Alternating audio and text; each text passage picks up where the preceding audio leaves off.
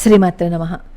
వాల్మీకి మహర్షి నారద మహర్షిని అడిగిన ప్రశ్నలకి సమాధానంగా నారదుడు చెప్తున్న గుణగణాలన్నమాట, రామచంద్రమూర్తి గుణగణాలు చెప్తున్నారు. అలా మనం ఇప్పటివరకు 13 గుణగణాల గురించి చెప్పుకున్నాం. ఈరోజు 14వది. ద్యుతిమంతుడు ఎవరు? ద్యుతిమంతుడు ఎవరు అంటే అర్థం ఏంటి? ద్యుతి అంటే వెలుగనమాట. కాంతి గలవాడు ఎవరు అని అడుగుతున్నారు. కాంతి గలవాడు అంటే అర్థం ఏంటి? ఎవరైనా ఒక మనిషిని చూసాము అని అనుకోండి, అప్పా ఎంత చక్కగా ఉన్నారో కదా అని అనిపిస్తుంది. వాళ్ళతో మాట్లాడాము అని అనుకోండి, అప్పుడేమనిపిస్తుంది? అప్పా ఎంత చక్కగా మాట్లాడుతున్నారో కదా అనిపిస్తుంది.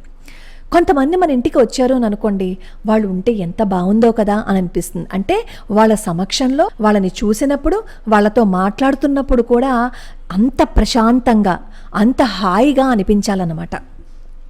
ఇక్కడ ద్యుతి అంటే వెలుగు.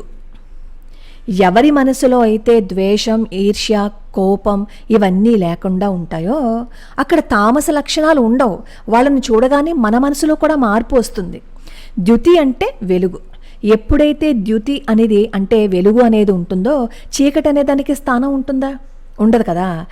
ఆకర్షణీయంగా రూపం ఉంటే సరిపోదు, స్వభావంలో కూడా ఆకర్షణీయం ఉండాలి అని చెప్పి ఇక్కడ నారద మహర్షి చెప్తున్నారనమాట. అలాంటి రూపాన్ని ఎప్పుడైనా చూస్తే వెంటనే అవుతుంది, మన మనసులో కూడా ప్రీతి పెరిగిపోతుంది, హింసా ప్రవృత్తి తగ్గిపోతుంది కదా. తార తన భర్త వాలిని చంపాడని కోపంతో, తామసమైన ఉద్రేకంతో శ్రీరామచంద్రమూర్తిని చాలా తిట్టాలని, దూషించాలని వస్తుందన్నమాట.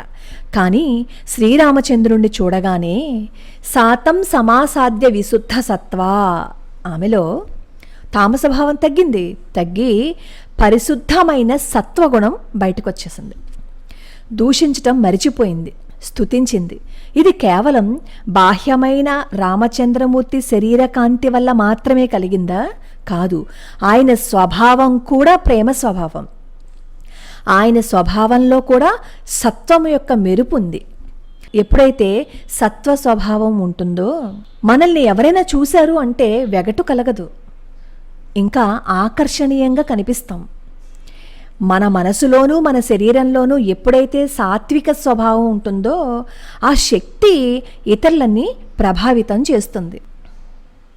అంత ప్రేమ స్వభావం ఉన్నవాళ్ళు కాబట్టే, అంత ధర్మ ప్రభువు కాబట్టే పశువులు, పక్షులు, క్రూరమృగాలు, పామరులు, ఋషులు, రాక్షసులు, వానరులు కూడా రామచంద్రమూర్తిని చూసి పరవశమైపోయేవి.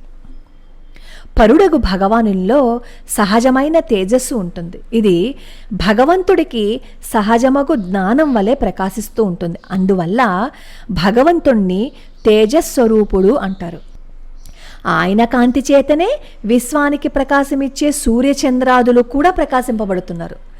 జ్ఞానరూపమగు తేజస్సును తాను కలిగి, ఆనందము కలిగి అందరి జీవులకి ఇచ్చేవాడే ఆ పరాత్పరుడు. ఇదే భగవంతుని పరంజ్యోతి స్వరూపము అని చెప్పటంలో భావం అన్నమాట.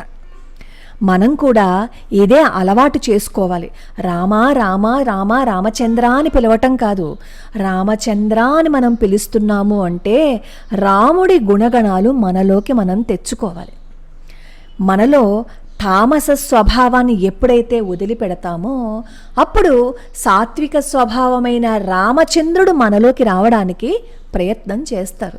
మనమే కదా రాముణ్ణి పిలుస్తున్నాం. రాముణ్ణి పిలిచి అక్కడ అడ్డుకట్ట వేసేస్తున్నాం మన తామస గుణంతో. మనం రామా అని పిలుస్తున్నాము అంటే ఆ అగ్ని మన మనసులోని తామసాన్ని దహించి వేయాలి. కాబట్టి ప్రయత్నపూర్వకంగా రాముడి యొక్క గుణగణాలు తెలుసుకుని రాముడిని అనుసరిస్తే జీవితం ఎంత బాగుంటుందో కదా. రేపు ఇంకొక గుణం గురించి తెలుసుకుందాం.